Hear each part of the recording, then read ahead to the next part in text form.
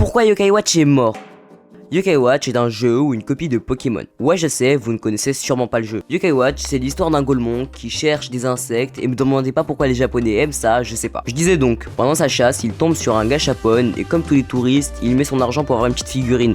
Sauf qu'au lieu de ça, un fantôme à la dégaine bizarre spawn tranquille, il nous dit qu'il s'appelle Whisper, et nous passe une Yokai Watch, parce que pouvoir du scénario, bref. Cette Yokai Watch, tout droit sortie d'une pub de Gulli, sert en fait à voir les yokai, vous savez, les refs avec Whisper. Et du coup, avec tout ça, on finit par faire l'aventure, flemme de vous faire un résumé du jeu. Mais du coup, pourquoi Yokai Watch est mort? Surtout que peut-être comme moi, vous avez connu ce jeu avec des youtubeurs connus, genre Kirbendo le Goat, et d'autres qui jouaient au jeu avec passion.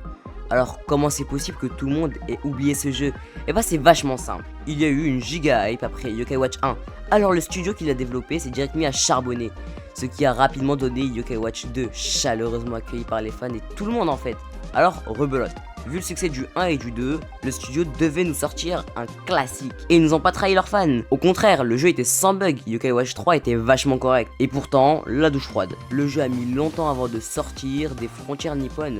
Trop de temps, alors la hype s'est estompée. Jusqu'à la sortie européenne, nous allions enfin goûter à ce poulet. Et encore une fois, c'est un flop. Le jeu était correct, les fans sont déçus. Tout ce temps pour un nouveau scénario et quelques features, ça ne passe pas. La hype disparaît, plus personne ne joue ou il prête attention. Les youtubeurs qui jouent même à contre-courant de l'opinion font de mauvaises stats, malgré leur nombre d'abonnés, qui pour certains est au-dessus du million. Alors quoi? C'est juste fini? Eh ben non, le studio Level 3 se déterre et sort un nouveau Yokai Watch 4. Le concept change, le perso principal participe au combat à la Zelda Warrior, le jeu est un véritable mêlée général qui, pour faire renaître la licence, donne tout. Tout repose sur cette sortie et ultra flop. Le jeu met des années à être traduit, personne ne le calcule. En même temps, après une telle déception, les joueurs attendent quand même un Yokai Watch et pas ça quoi. Merci d'avoir regardé cette vidéo, même si elle est vachement courte. La prochaine vidéo sera un challenge Pokémon.